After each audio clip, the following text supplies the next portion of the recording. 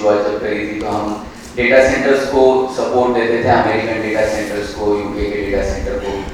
तो नासिक में एक छोटे से किंडरगार्टन से शुरुआत करी थी। मेरे दोस्त का एक किंडरगार्टन था, सुबह के 3 घंटे जब बच्चे आते थे वहाँ पे तो हमको बंद कर देते थे एक छोटे से रूम के अंदर, और बाकी फिर पूरे समय किंडरगार्टन हमारा होता था।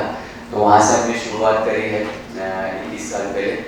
और मतलब पापा ने एक कंप्यूटर लेकर दिया था, इंटरनेट कनेक्शन लेकर दिया था, तो उसी के ऊपर से पूरी शुरुआत हुई थी। और पापा ने ये कहा था कि पापा बैंक में काम करते थे, तो एक कंप्यूटर और एक इंटरनेट कनेक्शन काफ़ी है दुनिया में सबसे कनेक्ट करने के लिए। और एक्चुअल में वैसे ही हुआ, हम लोगों को चैट पर मैसेज करते थे। उस ज़माने में ICQ हुआ करता था, AOL मैसेंजर होता था, पता नहीं कितने लोगों ने ICQ या AOL उस समय पे यूज़ किया होगा, MSN मैसेंजर होता था।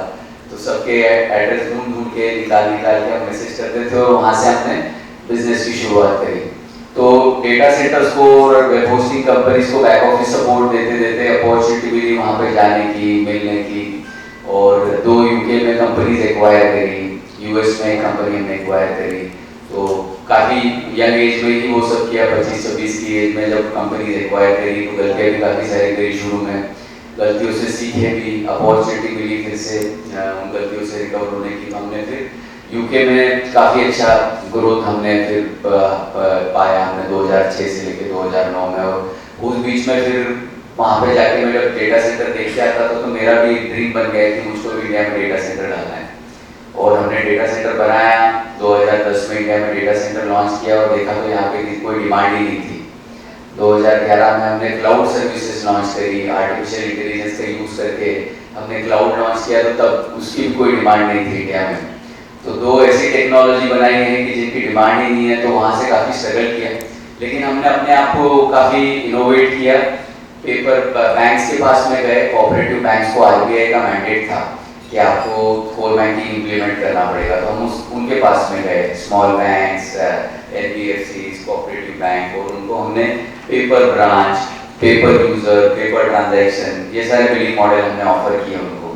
तो उससे बैंक्स को काफ़ी फायदा हुआ, बैंक्स हमारे पास में आना शुरू हुई। फिर हम एंटरप्राइजेस के पास में गए, सबको ERP इम्प्लीमेंट करना था, तो उनको हमने बोला कि हम आपको SAP HANA कम्युनिटी क्लाउड देंगे, जो एक ERP सिस्टम होता है। तो उससे मतलब हमारे पास में 60 से ज़्यादा BSE NSE लिस्टेड कंपनी हमारे पास में आई, जिन्होंने उनका पूरा SAP ERP सिस्टम हमारे पास में होस्ट किया।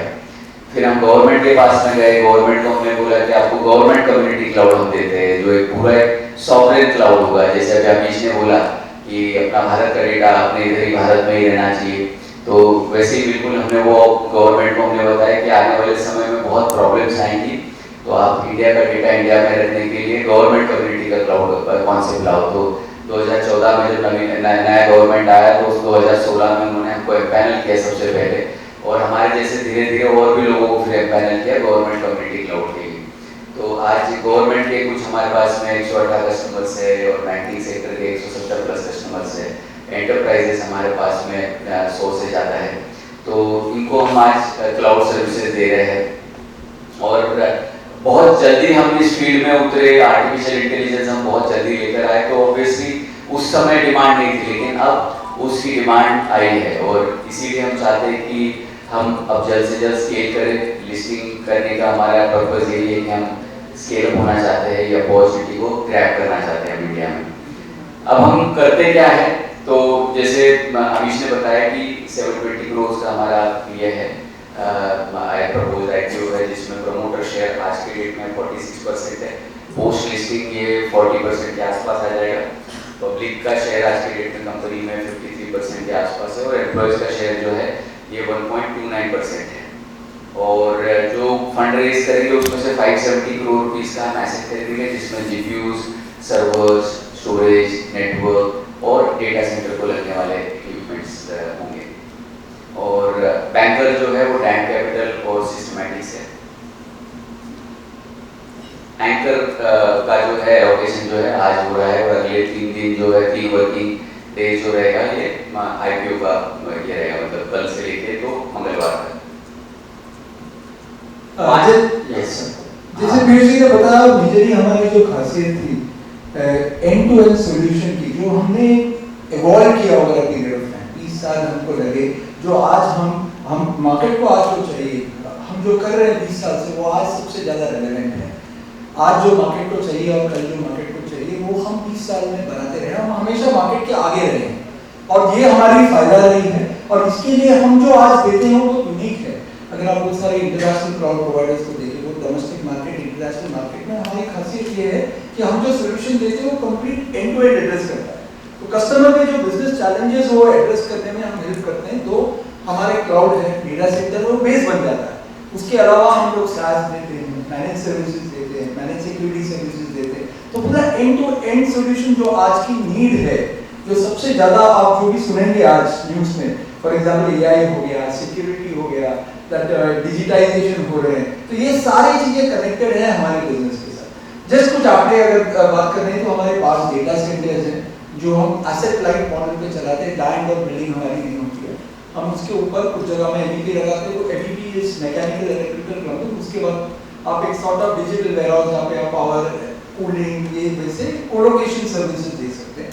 उसके ऊपर IT जब लगता है, उसके ऊपर हमारे जो ऑर्केस्ट्रेशन सॉफ्टवेयर जो पीयूष जी ने बताया, जो हमने बनाए थे, जो पेटेंट हुई थी US, UK और इंडिया में, तो वो बनते हैं। उसके ऊपर फिर मैनेज सर्विसेज लोग बैठते हैं। मल्टीपल चीजें जाने के बाद अपनी एंड टू एंड मॉडल बनती है। तो हमारे आज 2500 से ज़्यादा कस्टमर्स हैं। हमारा revenue as of March 2026 472 crore था। उसमें 94% रेवेन्यू, ऑल्सो हमारी रेवेन्यू रिटेंशन होती है 94% कस्टमर्स के। वो इसलिए भी है क्योंकि हम अपसेल क्रॉस सेल कर पाते हैं, जिससे हमें बताया कि पूरे एंड टू एंड होता है। हम सिर्फ एक प्रोडक्ट या एक सॉल्यूशन नहीं बेचते, हम कस्टमर का नीड समझते हैं और उसके हिसाब से हम पूरे गैमेट ऑफ चीजों को बेचते हैं। तब जाके हमारी जो मार्जिन है वो 25% होता है, कंपेयर टू जो सिर्फ अगर एक ही कमोडिटी बेचते तो हमारी मार्जिन इतनी अच्छी नहीं होती। तो EBITDA मार्जिन हमारी ऑलमोस्ट 50% है, 49.60% पे है। और उसी जो रिटर्न ऑन कैपिटल इन्वेस्टमेंट जो है वो हमारी 32.78%। और दो टोटल एम्प्लॉइज आज हमारे 993 है, उसमें से ऑलमोस्ट 60% हमारे टेक्निकल लोग हैं जो डिफरेंट डोमेन्स, बिकॉज ये ऐसी सर्विस देने के लिए आपको डिफरेंट डोमेन्स की एक्सपर्टाइज करती है जो हमने इतने साल में बिल्ड किया है, तो वो हमारे पास है। सो जैसे पीयूष जी ने बताया, हमारी एवोल्यूशन हुई। हम मार्केट से अहेड थे। हमने जब फर्स्ट डेटा सेंटर खड़ा किया, फिर जब क्लाउड के हमने खुद के ऑर्केस्ट्रेशन, आज अगर आप फॉरेन क्लाउड प्रोवाइडर्स की बात करें, नाम तो लेने की जरूरत नहीं, आप समझ रहे हो, तो वो क्लाउड प्रोवाइडर्स की खासियत है कि उनके जो सॉफ्टवेयर है वो बाहर किसी को पता नहीं होता है। वो अंदर उनके डेटा सेंटर में क्या करते हैं वो किसी को पता नहीं होता। हमारे डेटा सेंटर इंडिया में है, इंडिया का डेटा इंडिया में रहता है। ऊपर से हमने जो उस समय में बनाई थी सॉफ्टवेयर जिससे हम क्लाउड बनाते हैं, वो उसको हमने और ऑगमेंट किया है, हमने स्वराज क्लाउड बनवाया है। उसके अंदर बहुत सारे कंपोनेंट्स हमने इंडिजिनियस बनाए हैं जो हमारे खुद के हैं, जिसके कारण हमको पता है कि डेटा बाहर नहीं जाएगी। और ये हम वो इंडिया में और इंटरनेशनली डिफरेंट डेटा सेंटर्स में लगा सकते हैं। और ये एक मॉडल है जो अपने को बहुत डोमेस्टिक और इंटरनेशनल डिमांड के लिए हेल्प करेगा। सो अगर आप देखो तो ये जैसे हमने इवॉल्व किया, पहले हमने डेटा सेंटर लगाया, फिर क्लाउड लगाया, फिर मैनेज सर्विसेज आए, मैनेज सिक्योरिटी सर्विस आए, एंड टू एंड ऑपरेशन है। वन मोर थिंग हमको जो बतानी थी कि ये हमारे ऐसे नहीं है कि बिजनेस ये साल है, नेक्स्ट ईयर कम हो गया, फिर ज्यादा हो गई। एक स्टिकी बिजनेस है, तो ऑलमोस्ट 60-70% ऑफ द बिजनेस जब हम साल स्टार्ट करते हैं तो 60-70% बिजनेस ऑलरेडी डन है।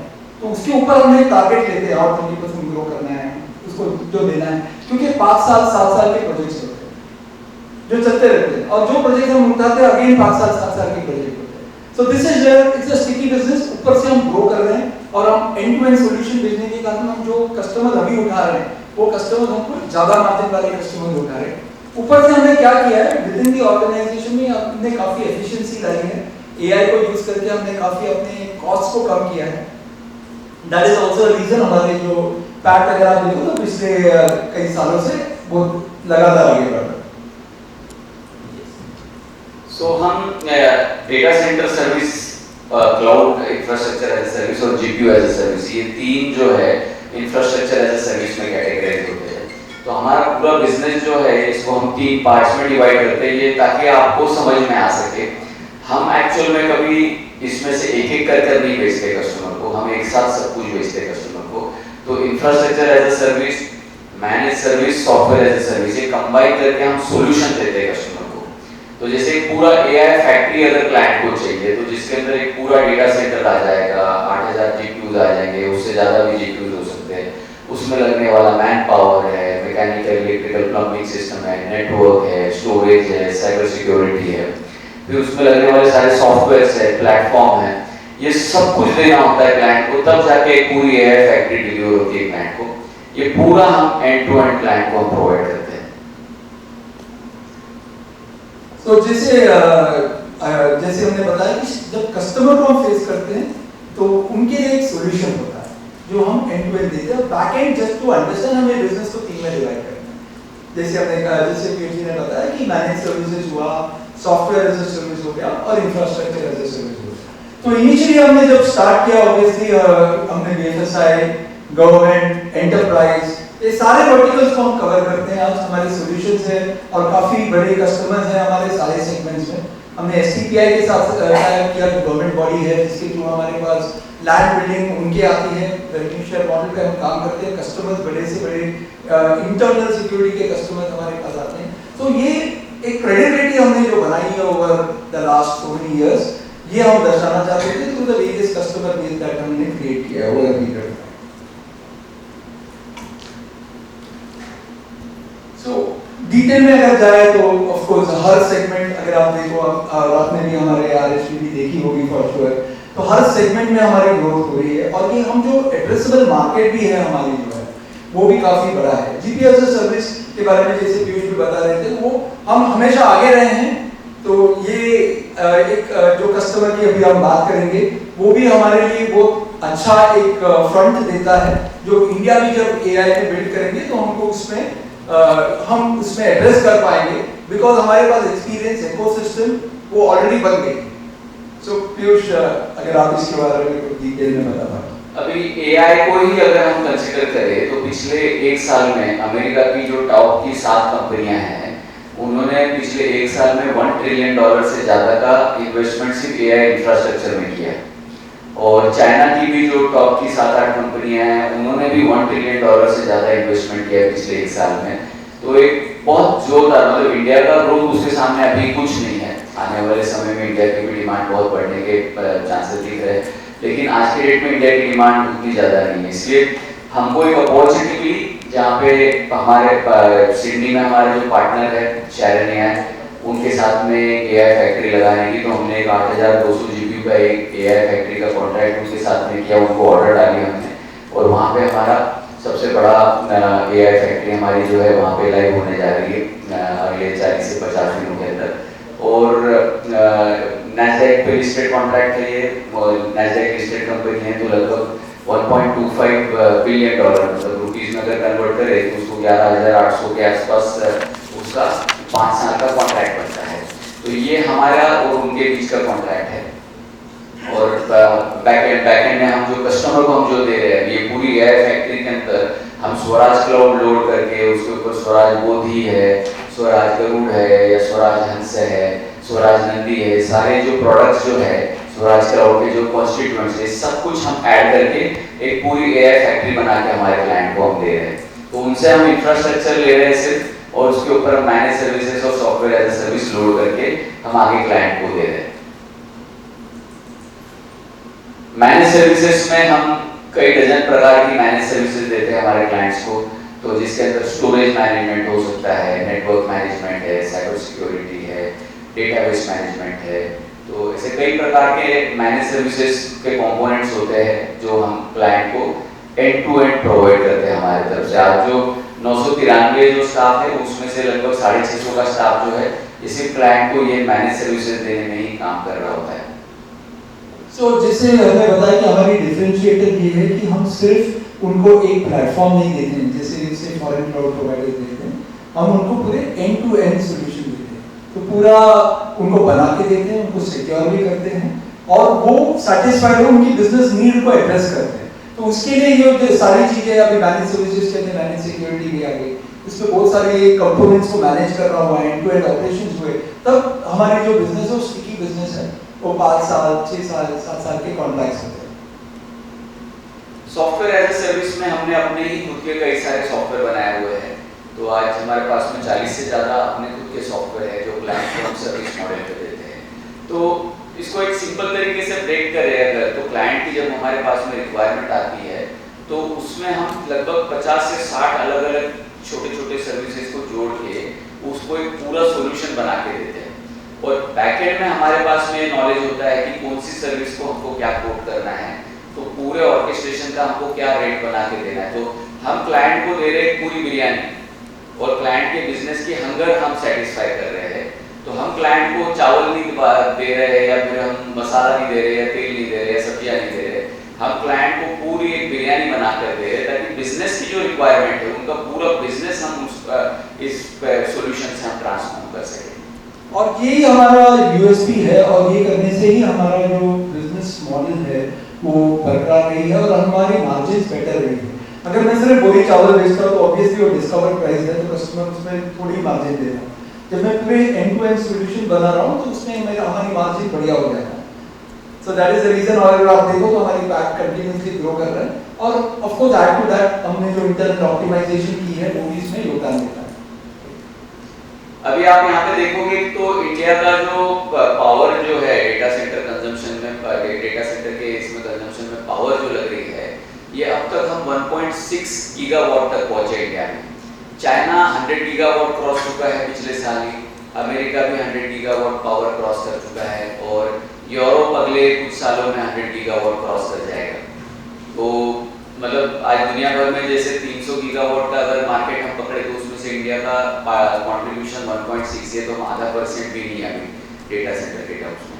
तो बहुत ज़्यादा डेटा सेंटर्स की इंडिया को बनाने की ज़रूरत है और इसमें रेगुलेटरी का भी रोल इम्पोर्टेंट रहेगा। हम काम कर रहे हैं भारत सरकार के साथ में कि कैसे हम रेगुलेशंस रूल्स सब कैसे ठीक करें और जिससे कि इंडिया में फंडिंग आ सके, फॉरेन फंडिंग आ सके डेटा सेंटर्स को इम्प्लीमेंट करने में या एआई फैक्ट्रीज लगाने के लिए। बड़ी एआई फैक्ट्रीज लगानी होंगी तो फेमा रेगुलेशन है, आरबीआई कंप्लायंस है, कस्टम्स के एग्जिट क्लॉज है, लेंडर्स के लिए सब सॉल्व करना पड़ेगा। तो इंडिया ज्यूरिसडिक्शन किसी को पसंद नहीं आज के डेट में, क्योंकि वो बोल रहे हैं कि हमको इंडिया में लाने से दिक्कत होती है। तो इसलिए वो हम कोशिश कर रहे हैं कि अगले 6 महीने के अंदर ही ये ज्यूरिसडिक्शन के प्रॉब्लम हम सॉल्व कर ले गवर्नमेंट के साथ में, ताकि आने वाले समय में बहुत ज़्यादा तेज़ी से यहाँ पे एआई फैक्ट्रीज लगना शुरू हो जाए, डेटा सेंटर्स का ग्रोथ होना शुरू हो जाए। जो डाउट होता है, आप मीडिया पर्सन हो, आपके दिमाग में डाउट होगा कि डेटा सेंटर आने से लोगों की पावर कम हो जाएगी, मतलब घरों में पावर कम आएगी या वो पावर महंगी हो जाएगी, पानी ज़्यादा लगता है डेटा सेंटर्स में। अब पानी बाहर से बिल्कुल नहीं लगता, एक बार उसके अंदर ग्लाइकॉल और सीवेज का पानी आप लेकर आ जाओ, उसको डिस्टिल करके अगर डाल दिया जाए अंदर तो वापस से उसमें टॉपअप करने के लिए ज़्यादा कुछ नहीं लगता है कभी। और पावर भी जो है सारे डेटा सेंटर्स आज की डेट में जो है पीपीए कॉन्ट्रैक्ट कर रहे हैं, ग्रीन पावर का कॉन्ट्रैक्ट कर रहे हैं। तो क्योंकि डेटा सेंटर की एआई फैक्ट्री अगर लगानी है आपको 50 मेगावाट का अगर एक एआई फैक्ट्री लगानी तो लगभग 40,000 करोड़ रुपए की इन्वेस्टमेंट लग जाती है उसके पीछे। अब इतनी बड़ी इन्वेस्टमेंट कोई कर रहा है तो उसके अंदर उसके लिए सोलार का बैकअप लगवाना या फिर उसके लिए विंड का बैकअप लेना वगैरह उसमें कोई बड़ी कॉस्ट नहीं है। और आने वाले समय में उसके वजह से डेटा सेंटर की कॉस्ट में एफिशिएंसी आती है। तो इसलिए हर डेटा सेंटर अभी उसी डायरेक्शन में जा रहा है जहाँ पे पावर और वाटर ये प्रॉब्लम नहीं रहा है और नॉइस का पोल्यूशन बिल्कुल नहीं होता है डेटा सेंटर में। जब कोई एक दूसरी फैक्ट्री लगती है, ऑटोमोबाइल फैक्ट्री लगती है तो उनका धुआं होता है, नॉइस पोल्यूशन आता है। एआई फैक्ट्री का कोई नॉइस पोल्यूशन कुछ नहीं होता है। सो लॉन्ग एंड शॉर्ट ये है कि हमारा जो एड्रेसेबल मार्केट है वो काफ़ी बहुत डोमेस्टिकली और इंटरनेशनली हम वो सेगमेंट में हैं जहाँ पे जो एड्रेसेबल मार्केट काफ़ी बड़ा है और हमारे जो स्कोप और पोटेंशियल है जो भी हम कर रहे हैं उसके जो पोटेंशियल है वो काफ़ी बड़ा है। सो ट्रेंड जैसे अगर आप देखो तो प्योर पॉइंट सॉल्यूशन से लेके एंड टू एंड सॉल्यूशन में मूव हो रहा है। पहले क्या होता था कि अगर आप कोई आके बोलता है मुझे एक राय दे दो या मुझे सिर्फ एक सर्विस दे दो, वो ट्रेंड चेंज होकर कस्टमर बोलता है कि आप मुझे एंड टू एंड सॉल्यूशन दो, आप मेरा बिजनेस प्रॉब्लम सॉल्व करो, आप देखो मेरा मैन्युफैक्चरिंग कॉस्ट कैसे कट कर सकते हो या मेरा रीच ऑफ कस्टमर्स कैसे बढ़ा सकते हो। तो इसके लिए जो एंड टू एंड सॉल्यूशन लगता है वो ट्रेंड में आ रहा है। सेकेंडली अगर आप देखो तो बहुत सारे लॉज कंट्री के अंदर भी आई है, डीपीडीपीए रेगुलेशन जो आई है जो बोलता है कि इंडिया का डेटा इंडिया में रहना चाहिए। बाहर नहीं रहना चाहिए, तो वो कंप्लाइंट हम करते हैं और वो भी एक रिक्वायरमेंट हो गई है जहाँ पे आपका डेटा आपके जो जहाँ पे डेटा सेंटर्स है वो इंडिया में होनी चाहिए जिससे कि आप सर्विस प्रोवाइड कर रहे हो। सेकेंडली आपकी कंट्रोल जो है डेटा का आपके पास होनी चाहिए। तो थ्रू जो भी प्रोडक्ट्स हमने क्रिएट किया है और हमारे डेटा सेंटर्स इंडिया में होने के कारण वो कंट्रोल इंडिया में रहता है। जरूरी नहीं है कि कोई फॉरेन क्लाउड प्रोवाइडर की डेटा सेंटर इंडिया में हो तो कंट्रोल इंडिया में रहेगा, वो कंट्रोल उनके कंट्री के जुरिस्डिक्शन उनके गवर्नमेंट के पास रहता है। और वो अभी जो भी जंग हुई है उसमें बहुत सारे डेटा ऑफ पहले होते हैं और वो लोग ने एनक्रिप्ट कर दिए उनके ही कंट्री में लगे हुए डेटा सेंटर्स। तो ये बहुत बड़ा सा प्रॉब्लम है जो कंट्री ने भी रिकॉग्नाइज किया है, गवर्नमेंट ने रिकॉग्नाइज किया, काफी लॉज उसके साथ आ रहे हैं और हम ये सब एड्रेस करने के लिए हमारे जो डेटा सेंटर्स हैं, हमारे जो सॉफ्टवेयर लेयर्स है, जो ऑर्केस्ट्रेशन जो हम पहले से मजबूत है उसको हम लोग और ऑगमेंट करते जा रहे हैं। We'll now cover management and then we'll go Sure. for questions. So leadership team में यहाँ पर बोर्ड में जो है मैं हूँ, कोमल सुमानी हमारी होल टाइम डायरेक्टर है, चीफ ह्यूमन रिसोर्स ऑफिसर है, मार्केटिंग की हेड भी है, तो वो भी है बोर्ड ऑफ डायरेक्टर्स में। ESDS से पहले वो भी एक एंटरप्रेन्योर रही है, उन्होंने अपना खुद का सॉफ्टवेयर कंपनी शुरू किया था। समीर रेड्डी जो हमारे साथ में आज यहाँ पर बैठे हुए हैं, तो ये कंपनी के चीफ रेवेन्यू ऑफिसर है और एडिशनल डायरेक्टर भी है कंपनी में। ये पहले गार्टनर जैसी कंपनी में बड़े नेशनल रोल पे इन्होंने काम किया हुआ है। TGT जो है तो ये गोल्ड मेडलिस्ट चार्टर्ड अकाउंटेंट रहे हैं जो TVS ग्रुप के ग्रुप CIO पोजीशन से रिटायर होने के बाद सीधे हमारे बोर्ड के ऊपर ज्वाइन हुए। पैमेला कुमार ये पहले मतलब रिटायरमेंट से पहले ये HP और IBM की रिसर्च हेड रही है इंडिया लेवल पे और सीधे वहाँ से अपने बोर्ड के ऊपर उन्होंने ज्वाइन किया। वेंकटेश नटराजन जो है ये अशोक लेलैंड के ग्रुप CDO पोजीशन से, चीफ डिजिटल ऑफिसर पोजीशन से रिटायर होने के बाद हमारे ESDS के बोर्ड को ज्वाइन किया। तो हम 6 डायरेक्टर्स है कंपनी के अंदर। मैनेजमेंट में राम है जो चीफ फाइनेंस ऑफिसर है, जितेंद्र पाठक है जो चीफ ऑपरेशन ऑफिसर है, सजीव नायर जो हमारे साथ में यहाँ पर है वो हमारे चीफ इंफॉर्मेशन ऑफिसर और चीफ टेक्नोलॉजी ऑफिसर है। अशोक पुगना जो कंपनी के साथ में पिछले 30 साल से है वो कंपनी के असिस्टेंट CTO है। प्रसाद देवकर कंपनी सेक्रेटरी और गौरव बोर्ड से जो है वो चीफ आर्टिफिशियल इंटेलिजेंस ऑफिसर है। ये कुछ अवार्ड्स की लिस्ट है। तो इसके अलावा हमारे पास में 2 डजन से भी ज़्यादा सर्टिफिकेशन है, ISO certification, SOC 1, SOC 2, SOC 3 certification और जो डेटा सेंटर के सारे सर्टिफिकेशन लगते हैं, DL सर्टिफिकेशन, रेटेड सर्टिफिकेशन, ये सारे सर्टिफिकेशन कंपनी के पास में। तो हम मतलब यहाँ से आगे क्वेश्चन एंड आंसर्स जो है उसके ऊपर चाहेंगे कि आपके जो भी क्वेश्चन हो आप पूछ सकते हो। और इतने सारे इंट्रोडक्शन हमने दे दिए। Before we started, we were so happy and so excited about the company कि मैं अंगूर को इंट्रोड्यूस करना भूल गया, अपने आप को भी भूल गया। So Angur from Systematics and Amish Ravi from Background Advisors. We had the merchandise for that to you. Yes, yeah.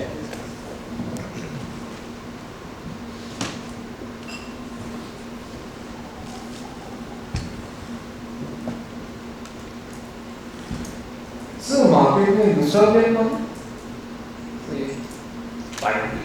Sir market में आप और एक आपके अलावा एक और एक प्लेयर है जो E2E करके है जो G2 एज ए सर्विस में है, वो एक लिस्टेड कंपनी ऑलरेडी है मार्केट में, E2E नेटवर्क्स। तो राइट ना आपको सिर्फ इनसे ही कंपटीशन तो नहीं बोल सकते, वो सिर्फ G2 एज ए सर्विस दे रहे हैं और हम complete end to end solution दे रहे हैं, तो जिसमें सॉल्यूशन के अंदर G2 भी आता है।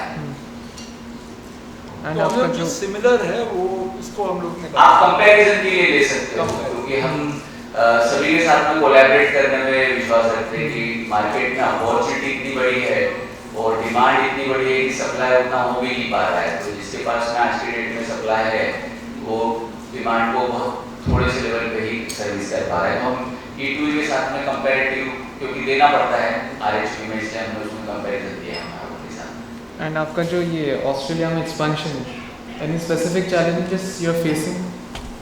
नहीं, उसमें मतलब बहुत प्रोफेशनली काम कर रहे हैं वहाँ पे सारे लोग, तो हमारी टीम कंटिन्यूस वहाँ पे है और फीडबैक फीडबैक यही है कि बहुत तेज़ी से वहाँ पे काम हो रहा है। एक समय पे 250 से 300 गोरे लोग मिलकर वहाँ पर पूरा डेटा सेंटर को पूरा लाइव करने में लगे हुए। तो डेटा सेंटर तो लाइव हो गया है अभी, अब क्लस्टर लाइव होने जा रहा है, पूरा एरिया फैक्ट्री लाइव हो जाएगा। सर लास्ट क्वेश्चन, ये आप प्रॉफिटेबिलिटी कैसे मेंटेन करें, क्योंकि जो हमने देखा है थ्रू आउट जितनी भी AI कंपनीज है, ये लोग हैवी इन्वेस्टमेंट लगता है बहुत, तो आप कैसे मेंटेन करेंगे? हम खुद नहीं इन्वेस्टमेंट कर रहे हैं, हम पार्टनर से इन्वेस्टमेंट करवा रहे हैं। तो हमने क्या किया कि इकोसिस्टम बना लिया है, लेंडर्स आइडेंटिफाई कर लिए। 15 टॉप के जो लेंडर्स हैं अमेरिका में, जिन्होंने पिछले 1 साल में $318 बिलियन का लैंडिंग किया हुआ है GPUs के लिए, वो आइडेंटिफाई कर लिए।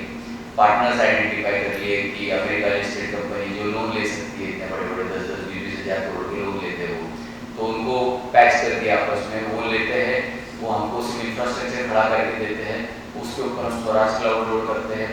क्लाइंट से हम फिर कॉन्ट्रैक्ट का मतलब जो कैपेक्स का जो 35% होता है, 30 से 35% वो क्लाइंट देता है। पार्टनर हमारा जो है वो 65% लैंडिंग से के थ्रू लेके आता है, और फिर पूरा हम स्टेज करके क्लाइंट को देते हैं।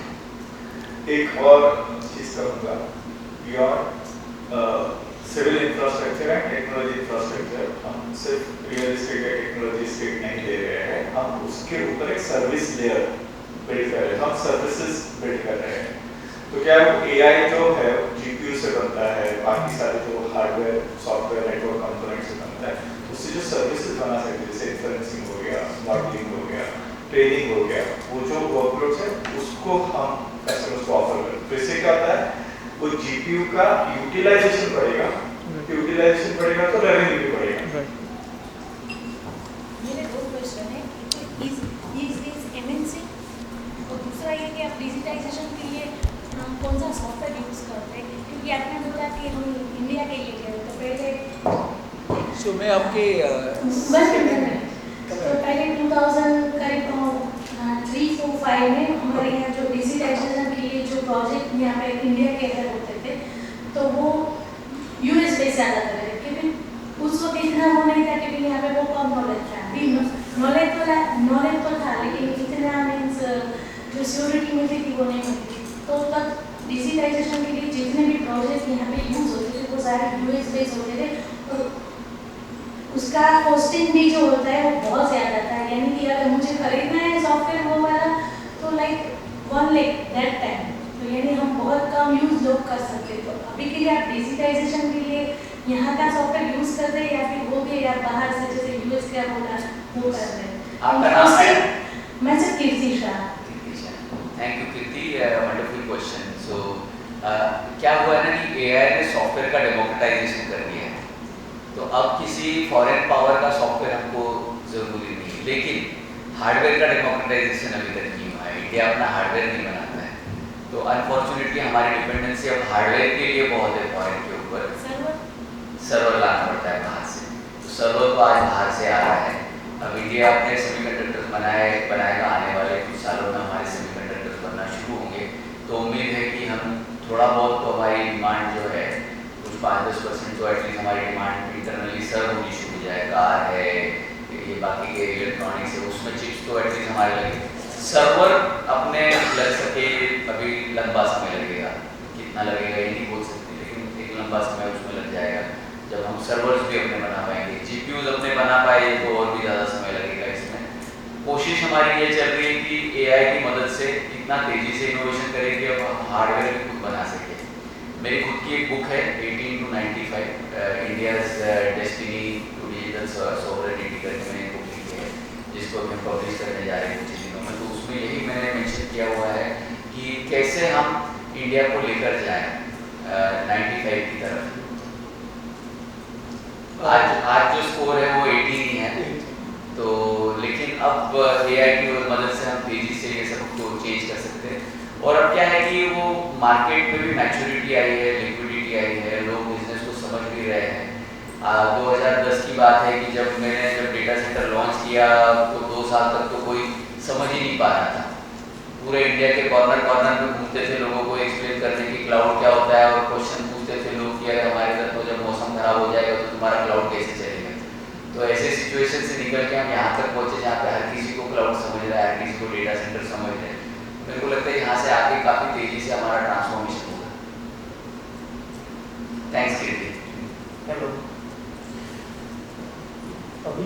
AI डिजिटलाइजेशन और टेक्नोलॉजी का जो ज्ञान बढ़ रहा है, तो इसी स्थिति में प्राइवेट सेक्टर के अलावा गवर्नमेंट को भी अपनी जो डेटा होता है उसका भी उनको एक डेटा सेंटर के अंदर उसकी जरूरत रहती है। तो आपका टोटल जो बिजनेस है उसके अंदर गवर्नमेंट का या पब्लिक सेक्टर का कितना? 27% है, रेट हमारा 27% है। तो और अब जो है कि एंटरप्राइज क्लाइंट्स हमारे बहुत तेजी से बढ़ रहे हैं, तो गवर्नमेंट का परसेंटेज अब कम हो जा रहा है। एक प्रश्न ये है कि आपने बताया कि भारत अभी डेटा सेंटर में बहुत पिछड़ा हुआ है compare to China.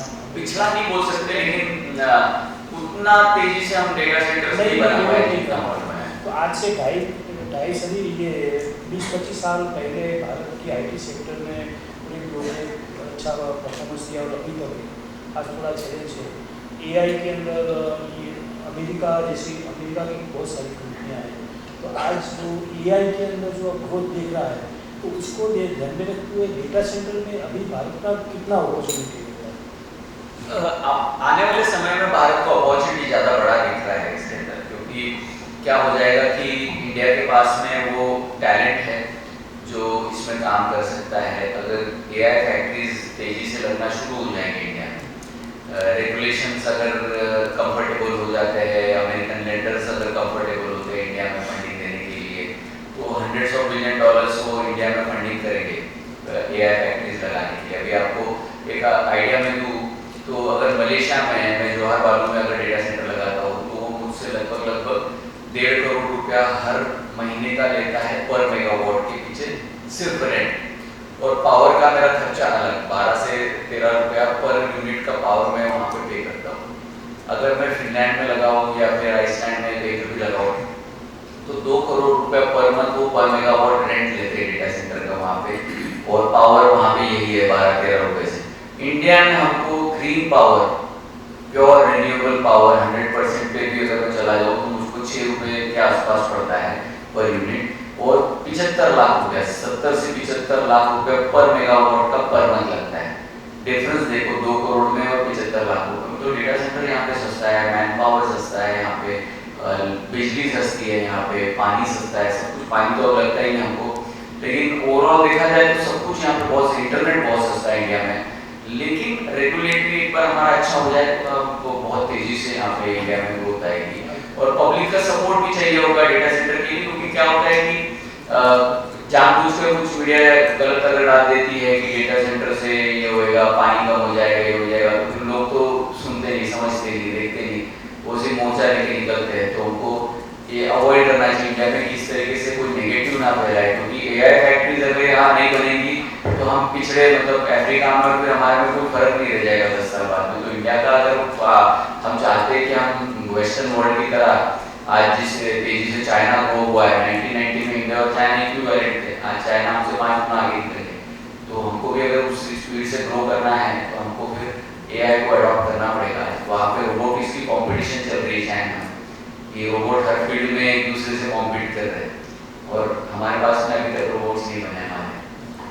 Just to add opportunity की अगर आप बात करें तो 30% of the world data India की है, 30% of the world data India की डेटा है। और अगर रेगुलेशन DPDPA जो भी प्राइवेसी लॉ के हिसाब से डेटा इंडिया में रहनी चाहिए, सो ऑब्वियसली ये डेटा को इंडिया में आने, और जो वर्ल्ड में ये डेटा को स्टोर करने के लिए जो डेटा सेंटर्स है वो हमारे जो है वो कम है, almost less than a percentage of data centres India के।